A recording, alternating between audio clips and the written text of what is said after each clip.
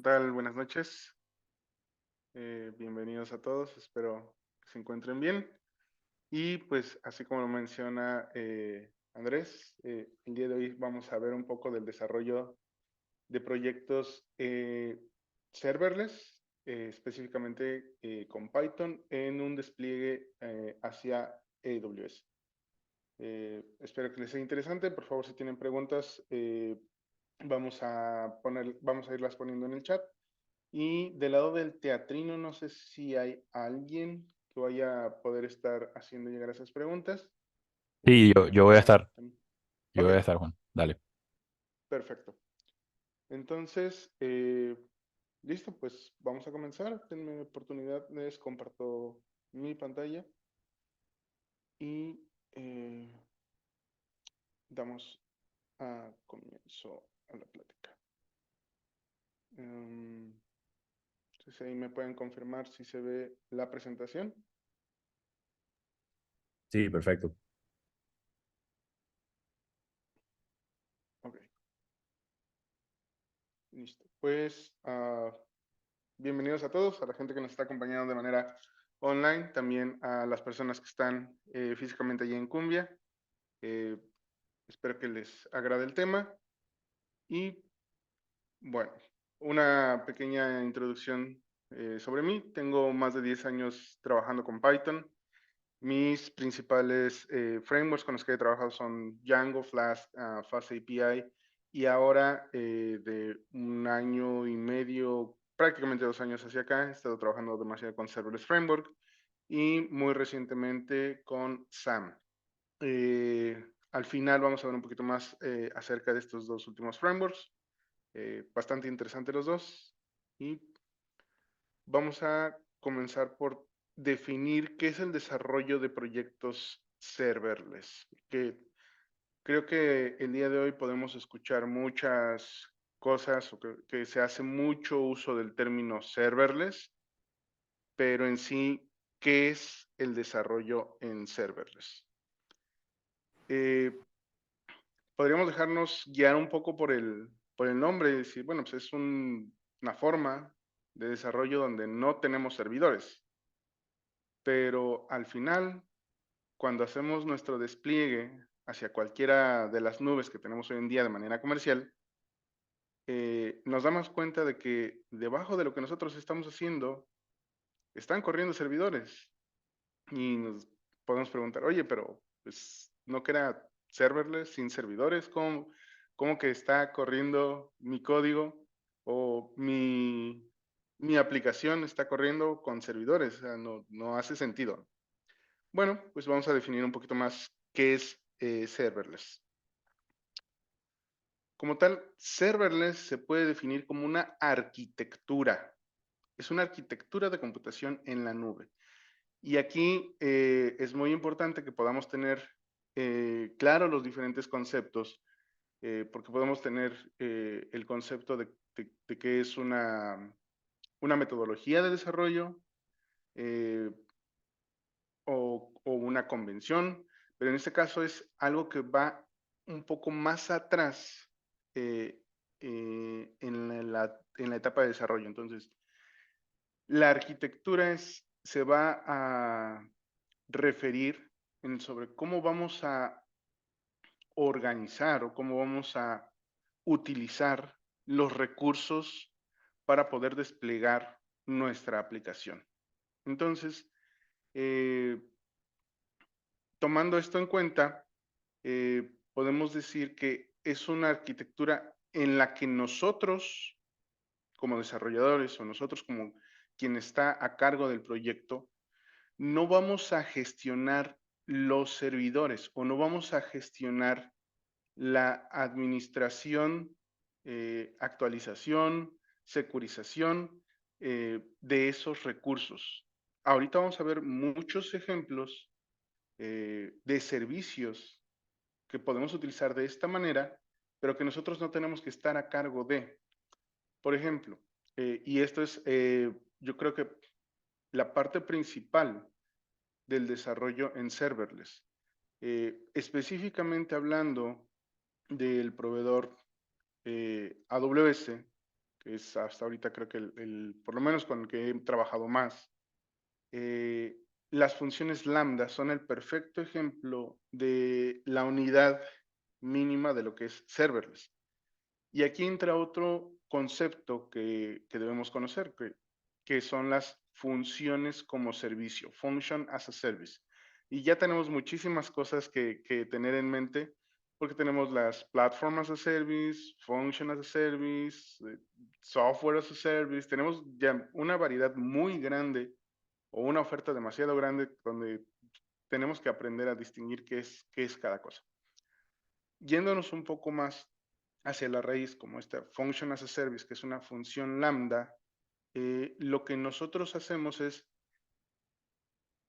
subir o hacer el deployment de un pedazo de código que va a funcionar como propiamente como una función de Python en este caso, y al momento de que nosotros invocamos a esa función, por detrás se genera toda eh,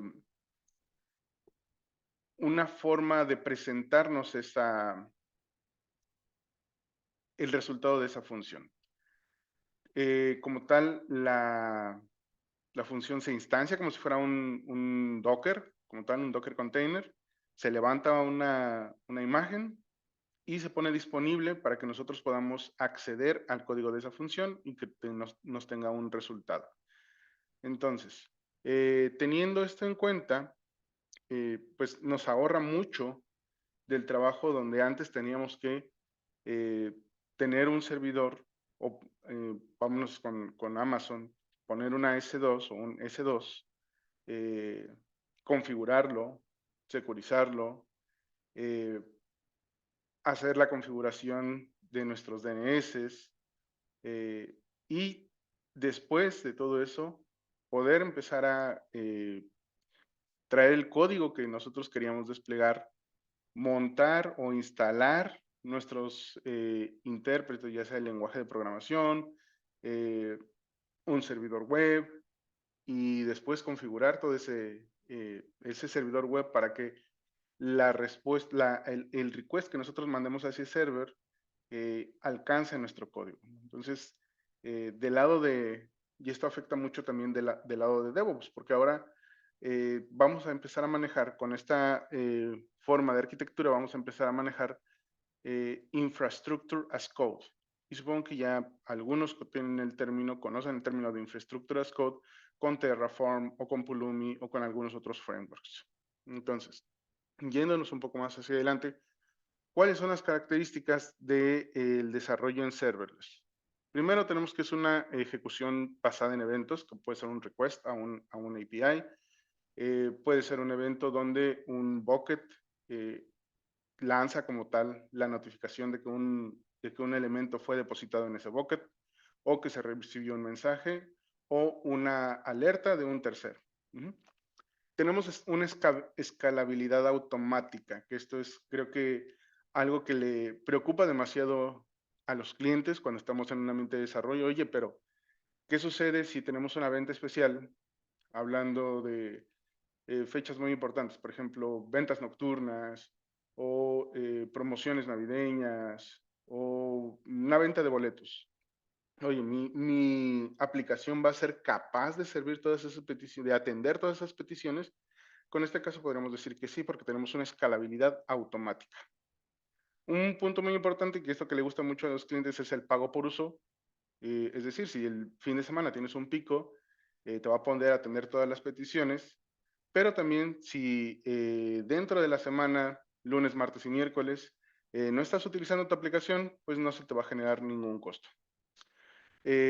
Despliegues rápidos, y esto haciendo un poquito la comparación con un despliegue tradicional donde teníamos que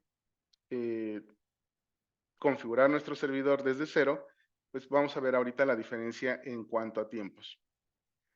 Y también tenemos una limitación de tiempos de ejecución y de recursos, es decir, sí tenemos una escalabilidad automática, pero también nosotros podemos delimitar hasta qué cantidad de recursos se le pueden asignar y durante cuánto tiempo. Entonces podemos tener un poquito más el control sobre nuestra facturación en este caso, para saber cuántos recursos se le van a dedicar. Ahora, dentro de esta arquitectura, de este modelo de desarrollo, tenemos un ecosistema donde tenemos recursos de cómputo, como ya lo hablamos, que es una función lambda, almacenamiento de datos, que esto es propiamente pues, una base de datos, diferentes opciones que tenemos para cumplir esta parte del ecosistema. También tenemos almacenamiento de objetos, como son los pockets o un sistema de archivos. Y al final tenemos aplicaciones o servicios de integración, que estos servicios de integración son los que nos van a permitir hacer esa conjunción entre diferentes recursos que nosotros tenemos disponibles dentro de este ecosistema. Vamos a ver en específico cuáles son los que el día de hoy ofrece AWS. Del lado de cómputo tenemos Lambda y Fargate. De la parte de storage, que vamos a incluir objetos y datos, tenemos el más común que es S3, Dynamo como base de datos. Este es muy reciente, es Aurora Serverless, que es una base de datos relacional, como hoy conocemos Postgres, pero de lado serverless. Entonces nosotros no tenemos que preocuparnos ya ni siquiera por hacer una configuración como en el RDS. O sea, todavía nos facilita más esta administración y también el costo o el modo en que nosotros vamos a pagar el servicio es muy diferente. Por ejemplo, en Dynamo no nos va a costar el almacenamiento. Podemos tener millones de records en nuestra base de datos y lo que se nos va a cobrar es las unidades de lectura y escritura que utilicemos, pero no nos van a cobrar el almacenamiento. Entonces podremos tener teras de información almacenadas durante un tiempo indeterminado y eso no nos va a costar. Entonces eso es demasiado interesante. Para la parte de búsquedas con Full Text Search, tenemos OpenSearch, que recientemente se cambió el nombre, de Elasticsearch a OpenSearch, y ahora también tenemos esta versión serverless de OpenSearch. En los servicios de integración o en las aplicaciones de integración tenemos EventBridge, Step Functions, que es propiamente Step Functions, es algo que nos sirve como un orquestador, y aquellos que conocen un poco de Kubernetes a lo mejor van a tener un poquito más claro qué es este concepto de orquestar. Tenemos el concepto de coreografía y orquestación. Esto nos ayuda a hacer la conjunción de ambos conceptos y nos ayuda a controlar el flujo, o podremos definir flujos demasiado complejos entre diferentes servicios. Las colas como tal, los servicios de notificación y este es muy importante, que es nuestro API Gateway. Este API Gateway funciona como el punto de entrada hacia nuestra aplicación. Entonces, algunas cosas que tenemos que tener en cuenta, que podemos definirlo como gotchas, es del lado de cómputo, pues tenemos diferentes opciones de lenguaje de programación. Entonces, esta mismo que vamos a ver el día de hoy, lo podemos ver con Java, con Go, con Node.js, con Python e incluso con Ruby. Sé que hay mucha gente de Ruby también presente el día de hoy. Todo esto es basado en eventos, todo lo que vamos a ver es basado en eventos. Y tenemos una infraestructura independiente a nuestra aplicación. Muy interesante esta parte de la gente, y yo creo que ahora que veamos la plática de Docker vamos a entender mucho esto que es, esto es stateless. Todo esto que vamos a ver es stateless.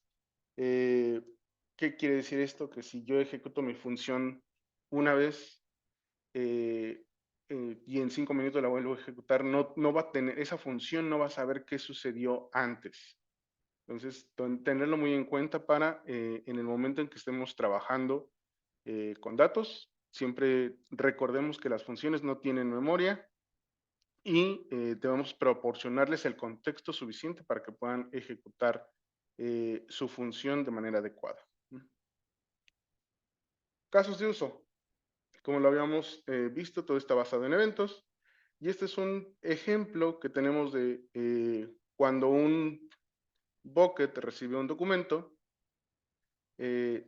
alguna de las, dependiendo de qué tipo de documento sea, se invoca una función lambda para extraer el texto que tiene ese documento. Se hace un análisis por medio del reconocimiento de otro servicio de Amazon y al final se van a depositar los resultados en otro bucket. Se agregan los eventos a una cola. Esta cola administra para que tengamos un análisis. Aquí podemos tener un análisis de sentimientos y al final toda esta información va a estar disponible a través de Elasticsearch. Procesamiento de datos. También desde un archivo que se deposite en un bucket, nos puede desencadenar un flujo extendido de diferentes interacciones entre los servicios.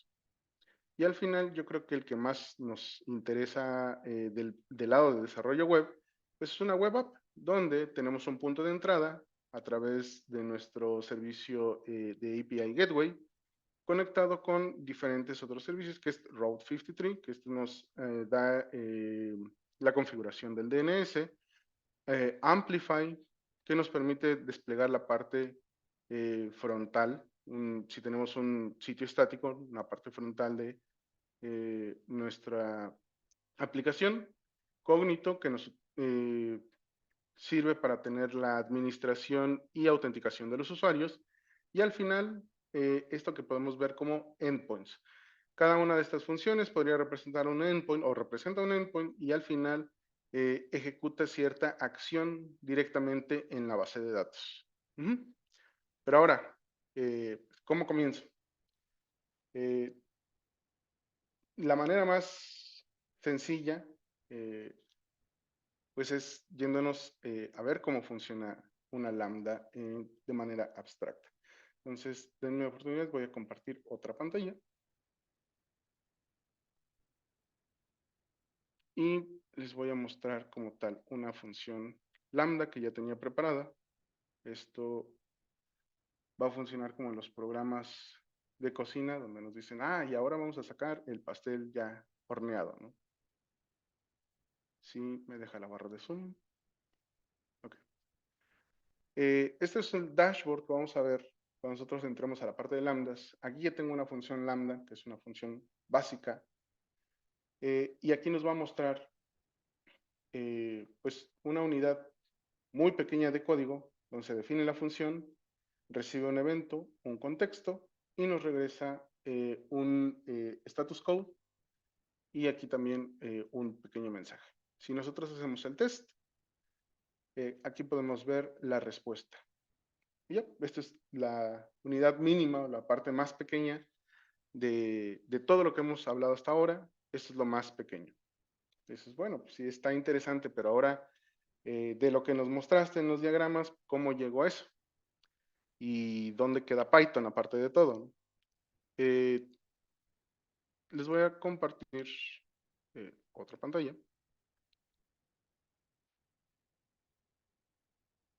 Y ya me robaron la pantalla. Este como tal es un proyecto muy sencillo donde estamos utilizando Serverless Framework para definir pues, un proyecto. Y aquí podemos ver que nuestro proveedor de la nube va a ser AWS, que nuestro runtime va a ser Python 3.9 y tenemos diferentes funciones. Tenemos una función hello, que es también una función muy básica, donde ya tenemos un acceso, un path de acceso. Y tenemos también la definición de nuestros recursos. En este caso, los recursos es lo que les comentaba, donde ya viene la parte de Infrastructure as Code. En este caso estoy definiendo una tabla de Dynamo, estamos definiendo una cola como tal, el DLQ, y adicionalmente estoy configurando el dominio que vamos a estar utilizando, que esto ya es para tener acceso de manera pública a nuestras funciones. Entonces, ¿cómo se ve esto? El día de hoy eh, vamos a... Mejor les comparto todo el escritorio. Eh,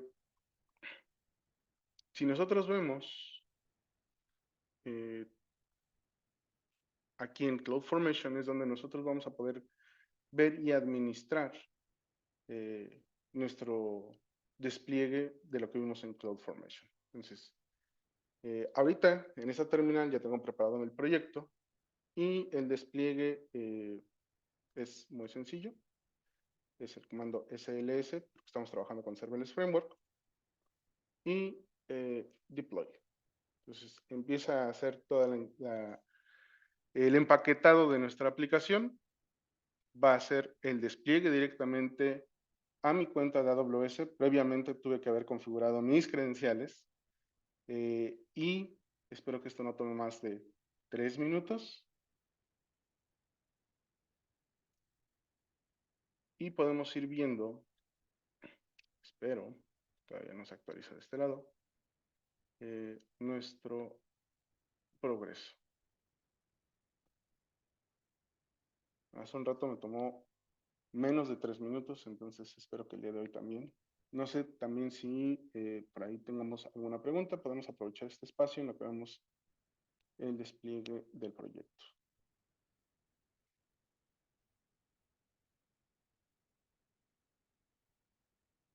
¿No? ¿Nadie?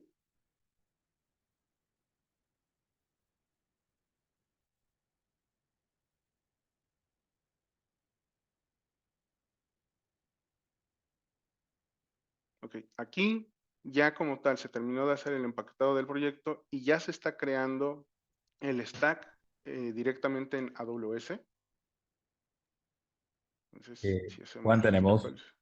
tenemos una pregunta de Fernando Hernández. Sí. Pregunta aquí, ¿cómo saber cuándo optar por usar la arquitectura serverless, cuándo sí es conveniente y cuándo no?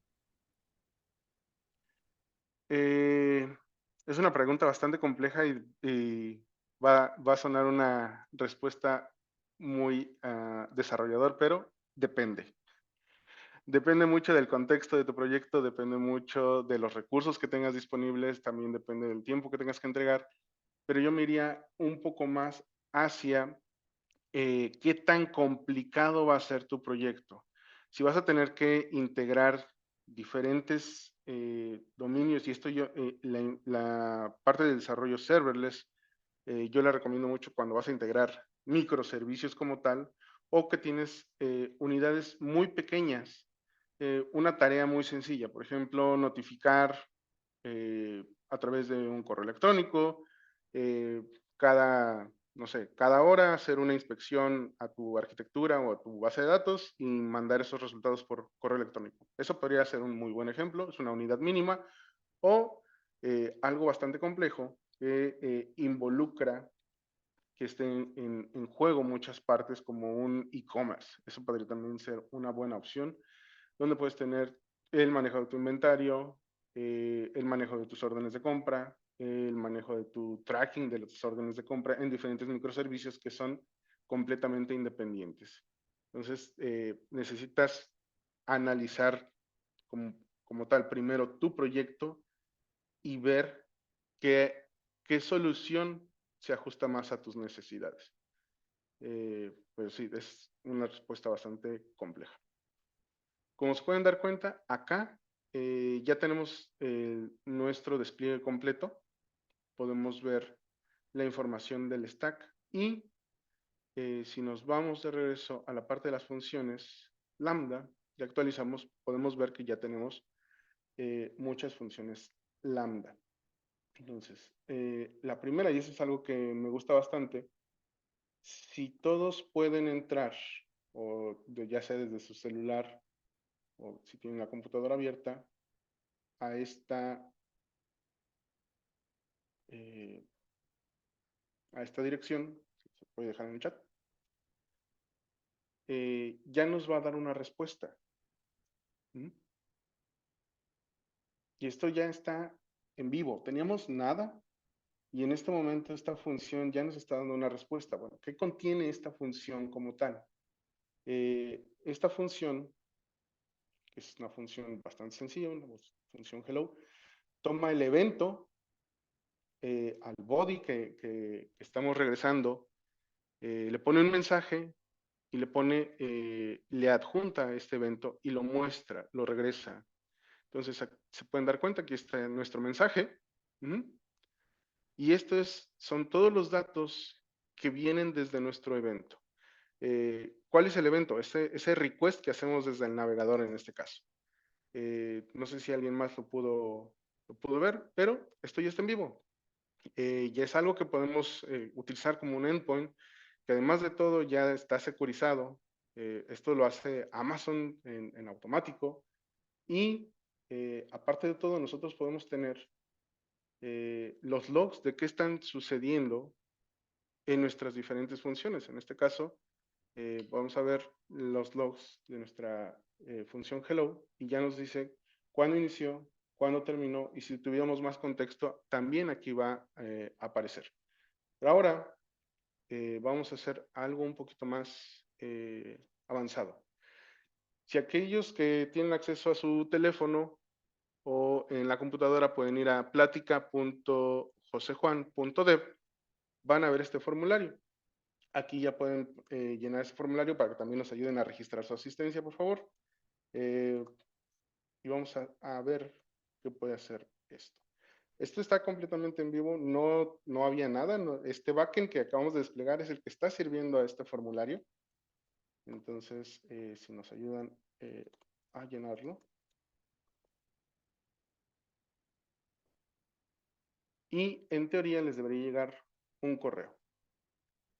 También si nos pueden ir confirmando a cuántas personas se les llega ese correo.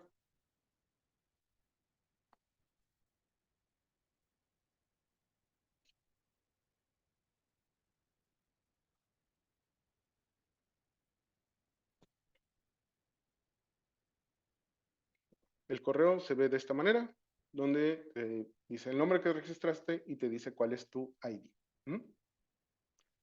Entonces, todo esto se hace o está hecho con funciones 100% en Python, donde son funciones bastante sencillas. La gente de Python que nos acompaña el día de hoy pues, puede ver que es la declaración de una función normal, donde recibimos los argumentos y tenemos una respuesta. Regresamos, esta función nos retorna cierta respuesta, que en este caso es el status code y el body.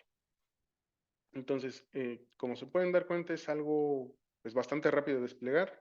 No sé cuántas personas se registraron hasta este momento, pero podemos verlo de este lado. Aquí vamos a ver nuestra tabla de Dynamo. Y vamos a ver todos los elementos que tenemos.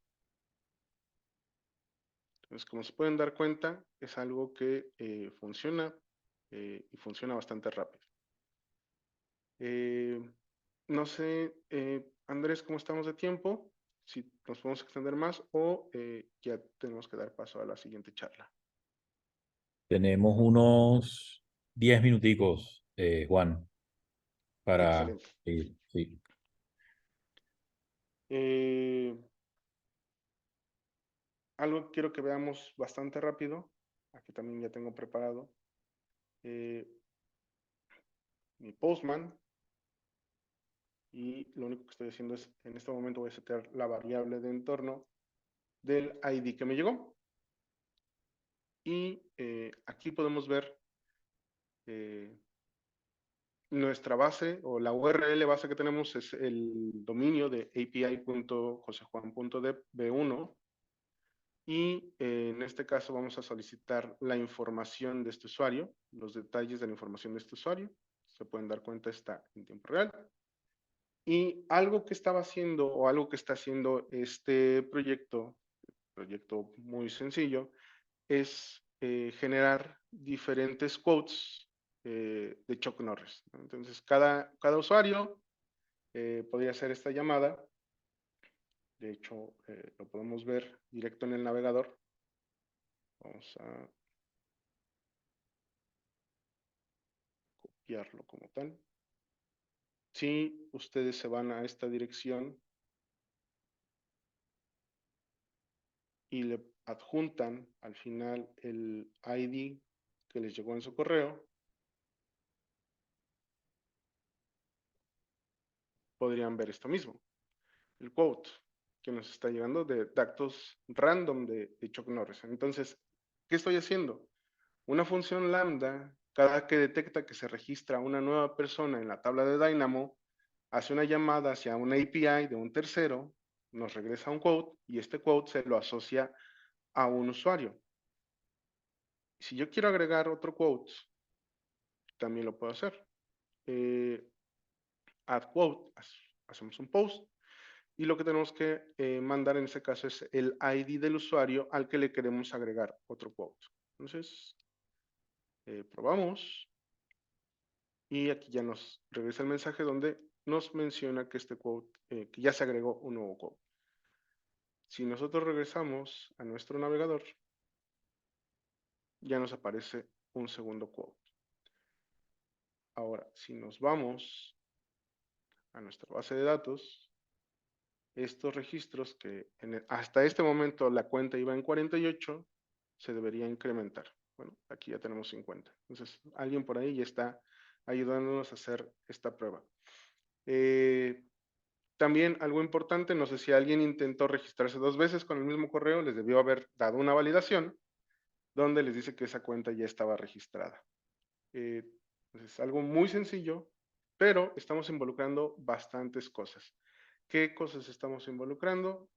Estamos haciendo uso de otro servicio de AWS, que es SNS para enviar los correos electrónicos y estamos utilizando las diferentes colas para poder hacer de manera asíncrona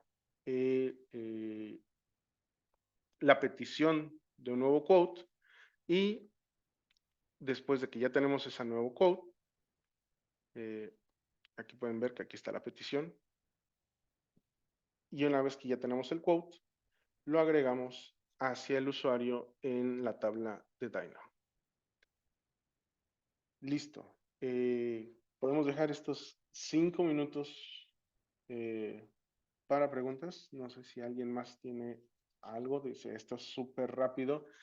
Creo que más adelante vamos a tener un poco más de información ya de manera detallada sobre el desarrollo con Serverless Framework. Entonces también para que puedan estar pendientes. Sí, sí, Juan, tenemos aquí, hay una pregunta de Agustín Fernández. Dice, ¿cómo se manejan con la tendencia de Django más hacia el monolito? Eh, Cada framework es muy bueno para resolver un caso en particular. Por ejemplo, Django yo lo utilizaría bastante si tienes que entregar un proyecto donde tú mismo tienes que hacer la administración de los usuarios, donde podrías estar sirviendo una aplicación web, pero también tienes que estar sirviendo un API que debe estar expuesto y donde tienes que estar administrando la parte de los tokens que vas a utilizar para autenticar a tus usuarios. En ese caso yo utilizaría Django. Si vas a servir un API donde no te importa la administración de los usuarios, puedes utilizar Fast API y pues más. Si es mucho más complejo el flujo de trabajo que necesitas administrar o son muchas APIs las que tienes que desarrollar, yo me iría ya más hacia un desarrollo con Serverless Framework o SAM. Uh -huh. Listo. Tenemos aquí otra pregunta de Brian Pomaquero y nos pregunta, ¿por algún motivo hiciste un cambio en la función lambda y tengas que volver a una versión anterior? Sí, se manejan diferentes versiones. De hecho, de una oportunidad, les comparto pantalla otra vez de manera rápida.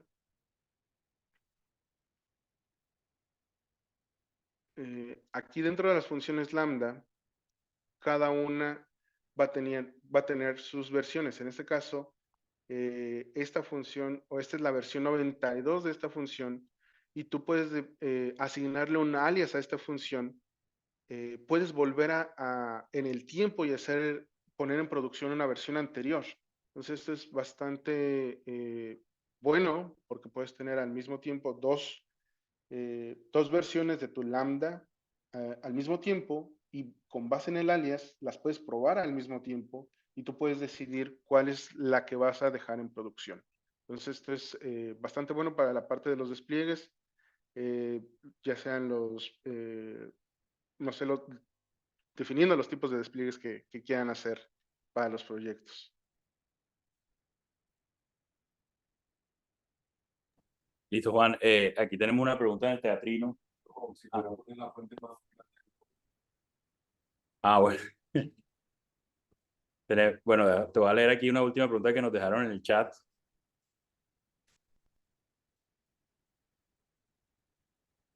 Y dice, ¿cómo se puede empezar a aprender esto de serverless? ¿Cuál es el punto de partida? Buena pregunta. Hay AWS como tal, tiene muchísimos recursos, que es Explore Skillset, me parece que se llama el sitio donde ellos tienen su capacitación como tal. Entonces, esa sería mi recomendación. Vete a ese curso, es completamente gratuito, y aparte de todo puedes tener tu certificación de desarrollo en serverless.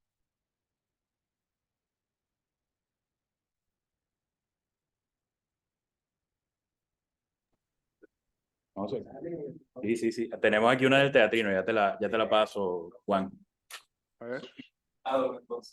No, yo se la paso acá. Básicamente, digamos, en este ejemplo estaba, digamos, rellenando una tabla de datos.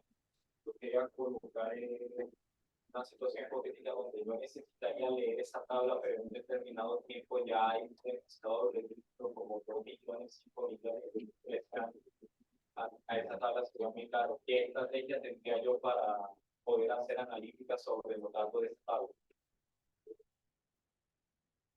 Juan, ¿escuchaste la pregunta? Un poco. Me parece que en síntesis es cómo puedo hacer análisis de mis datos que están en la tabla de Dynamo, ¿cierto? Sí, ya cuando son muchísimos datos. Ok, aquí hay otro servicio que es precisamente uno de los que estaban en la lámina, que es, podemos utilizar Firehose para traducir todos los datos que nosotros tenemos en la tabla de Dynamo. Los podemos seleccionar para tener un dataset más limpio, y a través de Firehose los podemos mandar a Redshift, que como tal Redshift ya es un servicio de Business Intelligence.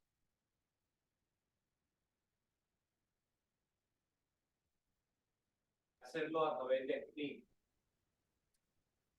Si tú haces un streaming, lo que pueden ser dos opciones: que Dynamo como tal ejecute por detrás con base en el stream ese evento hacia Firehose, que Firehose te lo ponga ya en Redshift, o puedes tener un evento cada cierto tiempo que vaya e inspeccione tu tabla de Dynamo y vaya armando tu dataset. Entonces, ahí depende más de qué es lo que necesitas. Si es un análisis más apegado al tiempo real, te recomiendo que lo hagas con el stream de Dynamo. Y si es un análisis probablemente, no sé, para mensual o semanal, pues podrías tener otro tipo de opciones que sean basadas incluso en lo que conocemos como cron jobs.